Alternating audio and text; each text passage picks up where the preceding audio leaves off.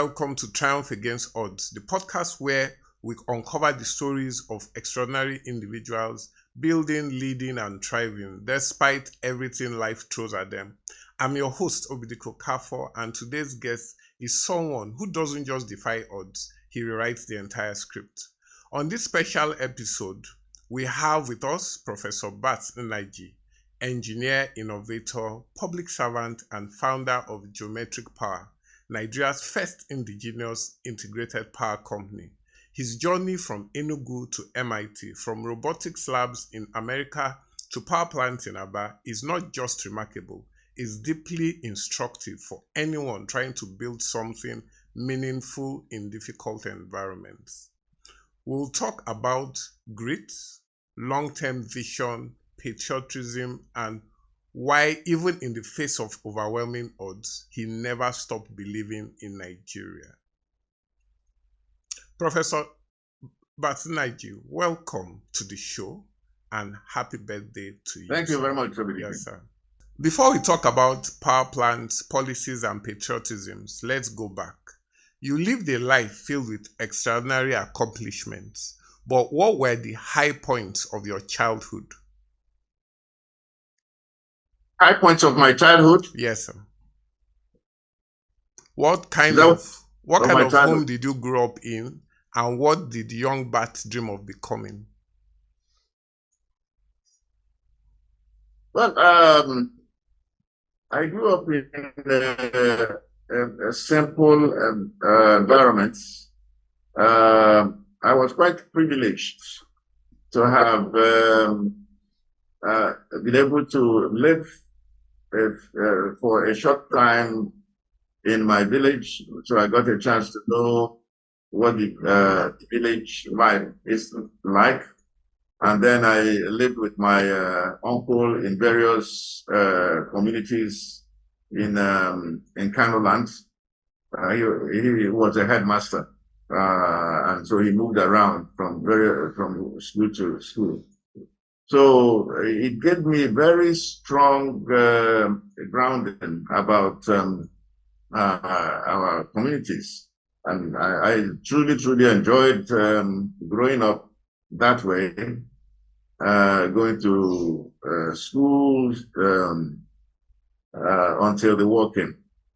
I was quite young when the war came. I was at about 10, 11 years old when the war came, and we suddenly became refugees. That's where we really had very serious challenges in life. But I must say I was happy that we navigated that period. Nobody in our family got kwashiorkor, and we were able to survive the war. And it was, even though I had gotten admission to government college, Port Harcourt, just before the war, but I was too young. So my family didn't let me go. So they said I should wait another year. And that year was the year the war came. So the next thing was, right after the war, around 1971, then I started secondary school at a Patrick's College, because my family said it was best that I stayed close to home. I am from Ubode community in and what did young Barth dream of becoming? You know, the experience of the war and everything. What were you dreaming of becoming? You know, then with your childhood, what were you dreaming of? What were you hoping to become? I always wanted to be an engineer. Okay. That's the thing. You'd be surprised. If I said if I wasn't going to be an engineer, I'd be a journalist. So seriously, I admired journalists a lot. But engineering was number one. Okay, so how did growing up in Enugu and your early wins in athletics shape your confidence to take on big, improbable goals? Okay. First, I come from a family. My grandfather was Atama of the town, and before the coming of the white man, the Atama was the person who kind of made rules of about the town. In many parts of Igbo land, as you know very well, we didn't have traditional rulers and so on. So it's people like that that made the rules that governed the town. So my grandfather was that, but it required very pure kind of life, life of dignity, integrity, regard. Wasn't a position of having money. We had a lot of land, but not what you may call money in modern world that way. So that was from anybody coming from that family tends to be quite strong in character and have confidence. Then it turns out that this secondary school I went to, which was a Patrick's College, that was that's a place where you really must be strong to be in that school. The students tend to be very good academically. They tend to be good in sports. They tend to be they tend to be confident, and you're taught to be confident in school. So I would say that kind of background, home background, the background of where I went to school helped to shape give me confidence to move forward. In fact, I must say, when I went to America for my undergraduate, I did not think that the white people were in any way, shape, or form better than me. I never even thought about it. So mine was, of course, I was doing well in school, so if it was first that I would come, I will have the first, and that's what I was used to. So I don't know. It's just the way one was made. I think like you mentioned before, since you come from that line and your grandfather was, somebody who made rules, I think those influence, those bloodline influence. You turned down Columbia for St. John's out of faith and values. How did those early choices shape your path in public service and business? Okay. I would tend to think that if it is today, many people, perhaps even myself, will think that that's a bit of foolishness. That I chose to go to St. John's instead of because I saw it as the largest Catholic university in America at the time, over an Ivy League school. So, but in the end, it was all okay because I think I did reasonably okay, given the trajectory of my academic life. True. My bachelor's, master's, PhD, fellowship, and academic career as a professor. Okay, so how did it shape your path? It was because I believed that I was just a very staunch Catholic. That was the driver for choosing St. John's. Okay, but how did these early choices shape your path in public service and business? Maybe I didn't really think of it, but I was never rigid. I tend to be satisfied with what I am doing, because I would tend to do what I'm doing very well. I didn't envy anybody. So and so I look at long view of things rather than short-term view. So I'll tell you, when I finished my PhD, a number of my colleagues who graduated with me wanted to go into industry, bigger money and all that. But I took the offer to be a professor at the University of Massachusetts, maybe half the salary of my colleagues. And there was one thing that happened about 3 years at the University of Massachusetts. I got offered to be head of department at Philips Laboratories. And it is, as you know, an international company. Yes. And here I was, just 3 years out of university, and they were offering me that. And they were offering me a house in, a nice house in somewhere in the upscale part of New York State, and so on and so forth. I began to think, well, being a professor is what has sped me to this point. I am confident that my colleagues who went to industry will not be getting the same kind of offer.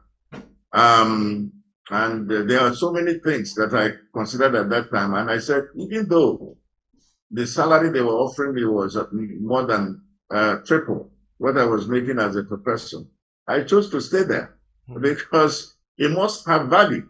There must be something that I am doing that people value more. And as it turned out, that was it. So when eventually I was invited to serve as minister in the interim government, I was confident that if I was in industry, they would not have invited me because my profile would not have risen to that point. But here I was at the University of Massachusetts.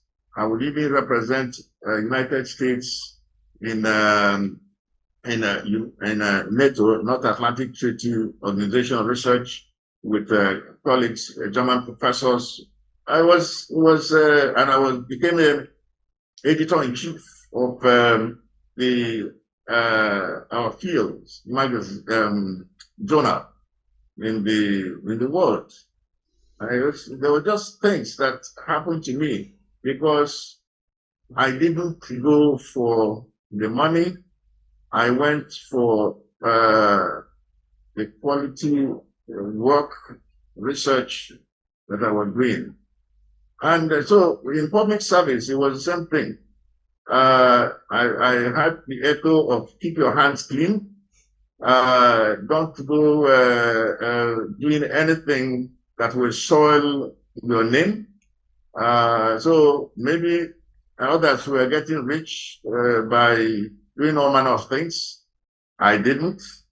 In fact, there are too many stories, including like when I was asked for government to pay for my house. Okay. When I was Minister of Power, and I refused. I said, well, I was living in a house in Abuja. I didn't need to have my house paid for. Again. So it's just a guide to be satisfied with the little you have, and not go trying to do the things that will soil your name. But I tell you, it eventually helped me because that was the credibility required to get support from investors in the power business. Because at the time when we started Geometric Power, there was no private power company in Nigeria. And so it took a lot to convince investors that they should invest in a power business, private power business. In fact, when NEPA was an authority, NEPA was you can't build a power project in Nigeria that is for public. And that was what we were trying to do that time. So, but it was integrity that came from all these things that I'm talking about, just not wanting to do something that is not correct. Correct. Okay. Thank you. That has shown a lot. Your track record speaks for itself. So I want to ask, what's that one small thing, perhaps unimportant, that keeps you grounded after all these years? I know you've mentioned something in that line, but I would like you to speak a bit more about it. That's one thing that keeps you grounded, after all these years, after all these achievements, places you've been to.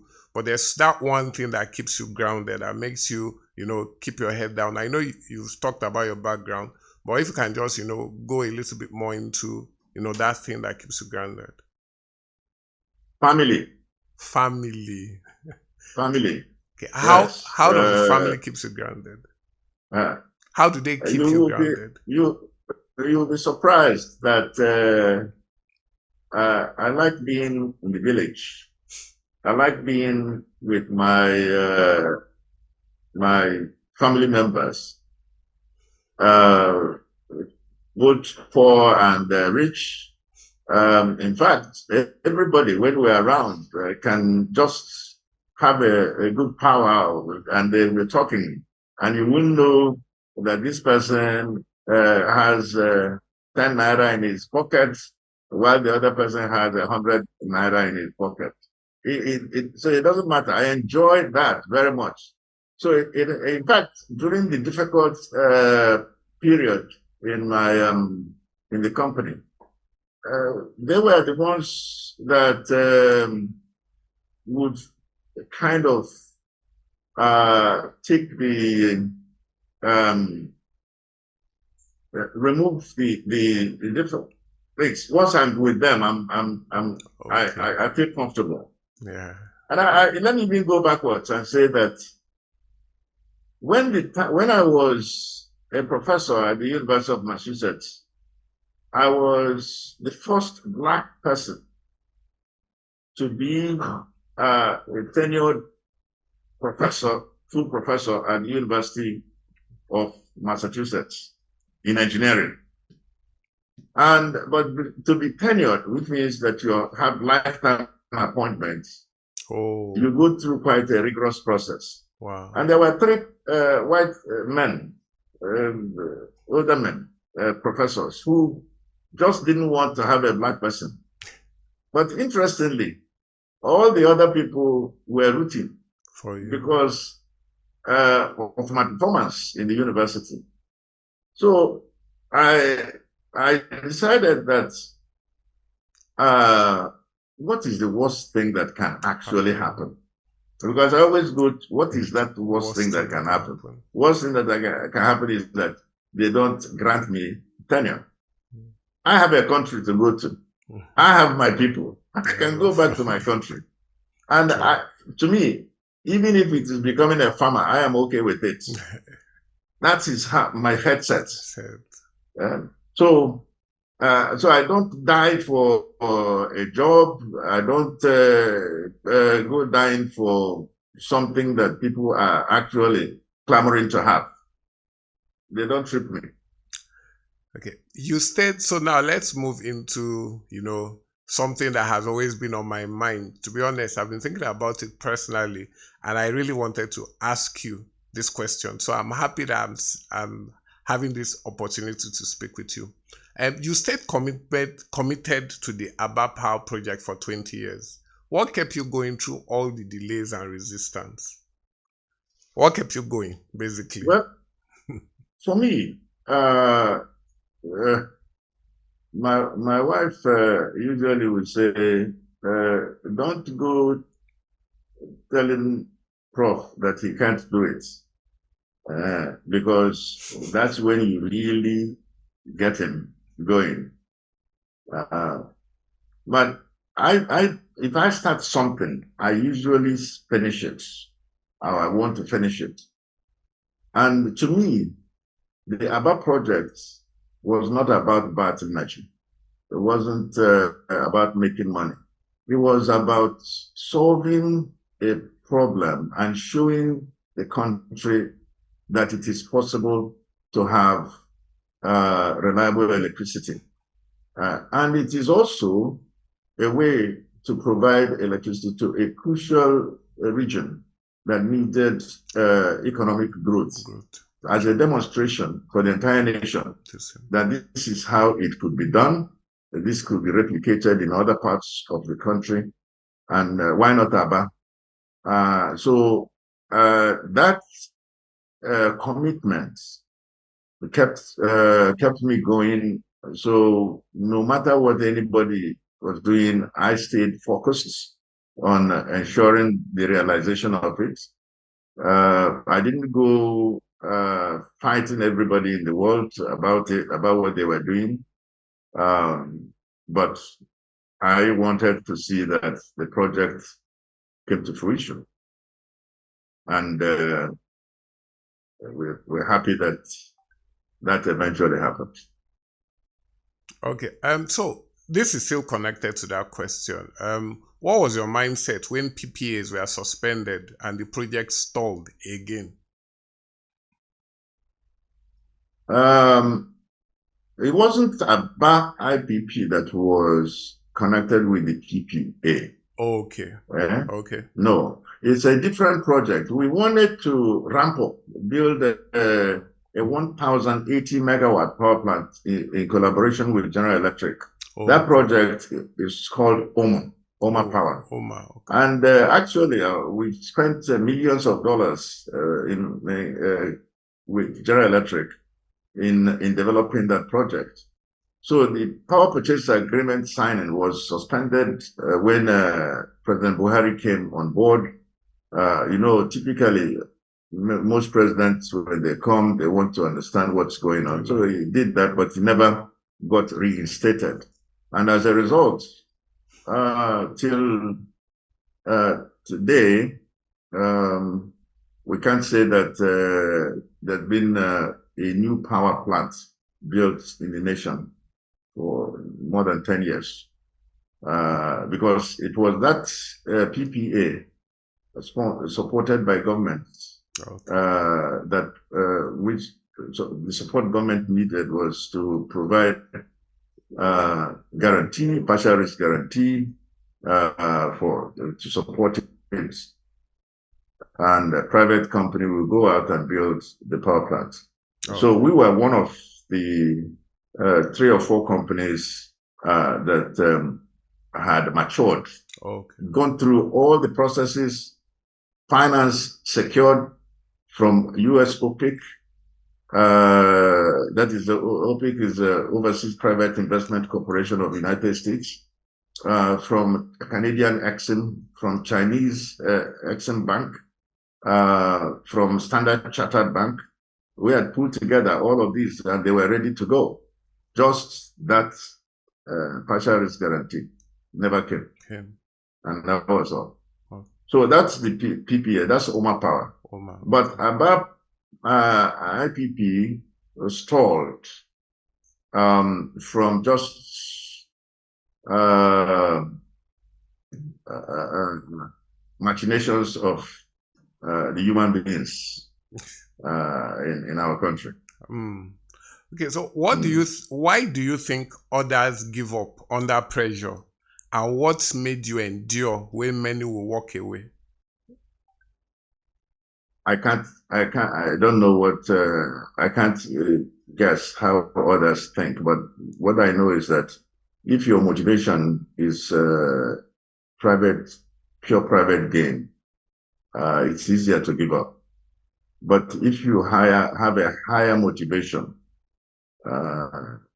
you would continue to go. It's like believing in religion. You can keep going with that kind of belief in God. So for me, solving society's problem solving problems that will provide all kinds of benefits to our humanity. That's the sort of thing that kept me going. I don't know what, so I can't give up that kind of thing, because what is life after all if I give that up? And by the way, there are better ways to make money. You could just even go and sit back and put money in stock exchange and be getting money from that. And it's probably better than coming to run a business where with all kinds of obstacles in the way. Not to talk of the created obstacles by people who are determined to come to take what you're doing. I think one of the things I've learned from this is that always look at the bigger picture, look beyond yourself, because that's the most important thing. So, another thing I want to find out is, even as investors pull out of Nigeria, you are bringing geometric into Aba. What do you still see in Nigeria that others are missing? Because people are, sometimes people come and they're like, even though now investors are still trying to come back and all of that, but over time you've stayed the course. Investors have come, investors have gone, investors are coming back, but there's this consistency. So what do you still see in Nigeria that others might miss, or others are missing or are not seeing? Well, I'm focusing on the problem, on solving the problem. And I think that if you focus on solving the problem, you most likely would not go away.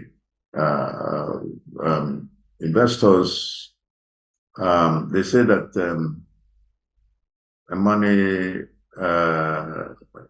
can be quite shy. Yes, but if you have a credible problem and you've devised a solution for it, and you have bring integrity to bear on it, and people believe and trust in you, then it becomes possible to stay. Our country is difficult, but I sincerely believe that this is the best place to do what is any kind of investment, because you will be solving problems that you can see the outcome. Like here in Aba, I can almost like touch and feel the effect of providing reliable electricity here. Incidentally, the background that you're seeing, if you're seeing it, yes, is our power plant. It's the background of our power plant. We built it.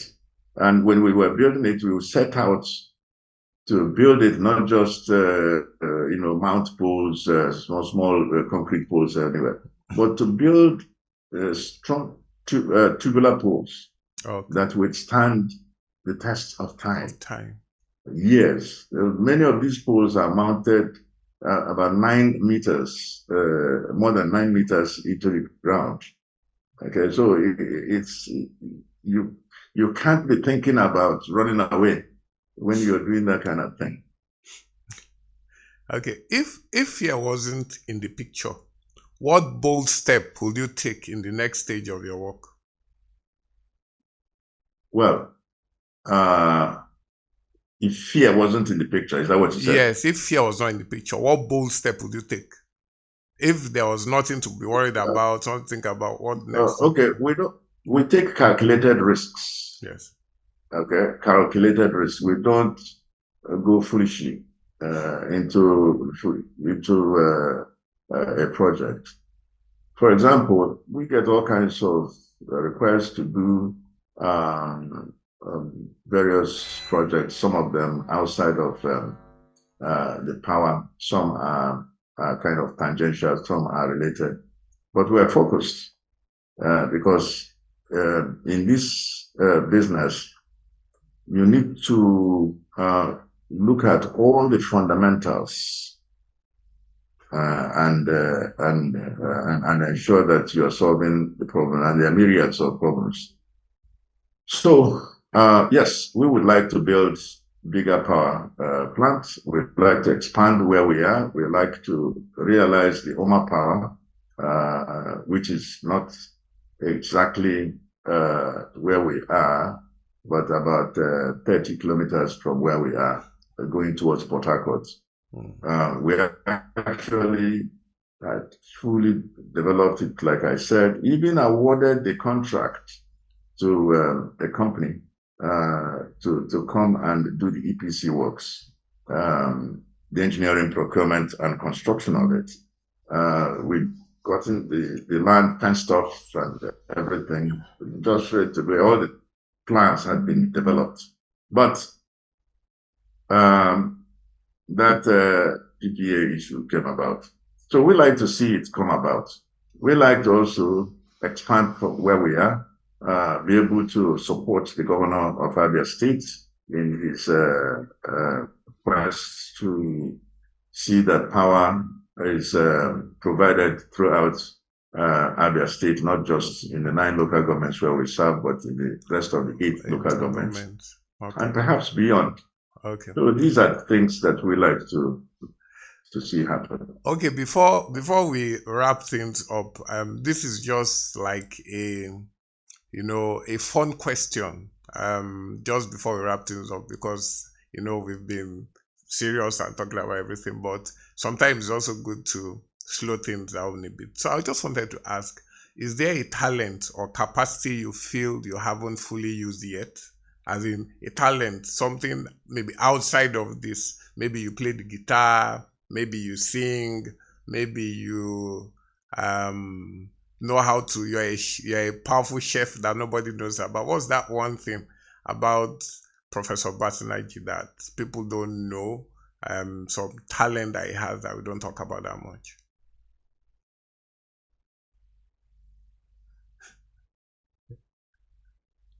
When I was in secondary school or in primary school, I used to play the flute.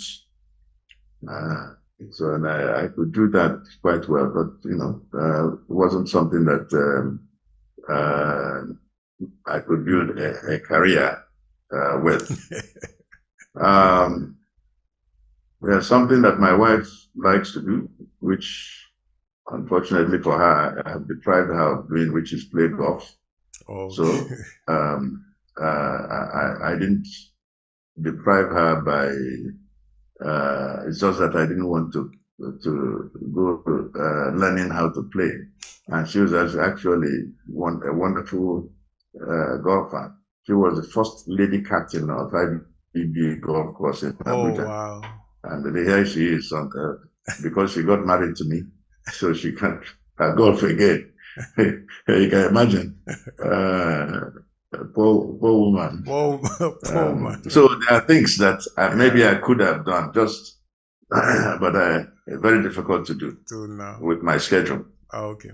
So now, on a final note, if today you were to retire from public enterprise and everything, what unfinished project would you most regret leaving behind?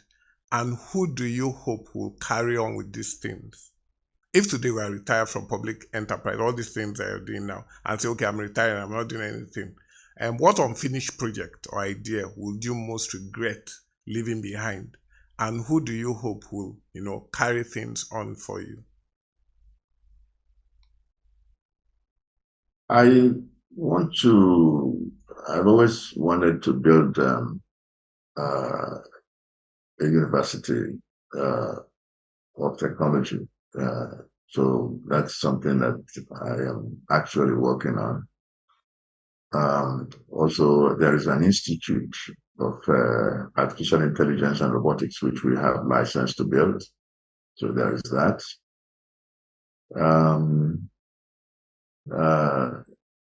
I like to work with my wife on a kind of ecosystem farm that where nothing is a waste. It's actually from Songhai farms. Oh, okay. So these are some of the things I like to do, but you can't do everything at once. You No, have to, one has to focus. Like I said, yes. you have to focus. Okay. Take them one by one. But these are things that we are going to do. Okay. Now, retiring from public service, or rather public, I'm no longer a public servant, as you know. Yes. Yes. So I'm a private person now. So I'm actually retired from public service, in effect. So what I'm doing now is private enterprise. And now, would I retire? No. I don't know how to retire. That's really going to be a challenge. I like So maybe if I like your enthusiasm. I'm not going to retire. Anyway, so based on everything you've said, at 69, if the next 5 years were a new chapter, what would they be about? Would they be about legacy, mentoring, or rebuilding, or something else? I think two of the ones that you named we build on top of what we have. Okay. And we mentor people. Okay. I'd like to be able to support young people in their ideas, and also just keep preaching the gospel that there is no shortcut. No shortcut to success. No shortcut to that's success. We must work through it, work very hard, and work through it. The difference between us and Oyibo people is simply that they start something and finish it. Yes. So what I learned from America is just that you start, and finish. You rigorously go through the processes and you complete.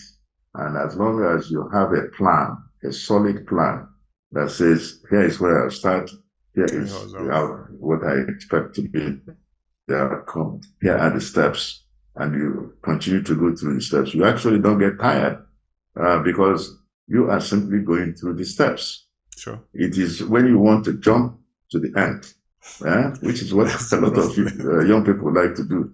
They like to have a nice car today, immediately. They like to have so much money, big house. If you watch our movies, it's about somebody who leaves the village today and 2 weeks later comes back with a car. With a car, yeah. Yes, with a car. A car is a demonstration of success. To us in environment. You say you're building a house, so you build a house. They usually build a house in 1 month. So no, it doesn't work like this. Thank you so much, Professor Barth Nnaji. I think we have taken, if you leave me, I can talk to you for the next 10 hours because I'm like a sponge. I just like learning and learning and learning. But I think, in fact, everything you said is like, a lot of information that we are taking in and we're still absorbing. And definitely when people see it, they will, learn so much the way I have learned. So I really appreciate your presence. I really appreciate you as a person. And I see that we share some of the same values where, there's no shortcut to success. And you always look at the big picture. Always look at, when you're doing projects, you look beyond yourself and you look at how it will benefit mankind. So on that note, I would like to say thank you so much. Please, let's keep in touch. Let me know what you're doing and how everything is going. Yes, it was nice talking to you. Thank you so much, and do enjoy the rest of your day, sir. Yes, sir. Bye. And thank you. And we have come to the end of today's episode. To be honest, I wish it didn't end. I was having so much fun talking to Professor Bartholomew Nnaji. But like we always say here at Triumph Against Odds podcast, just keep building, keep learning, and don't forget to focus on what is more important. Thank you.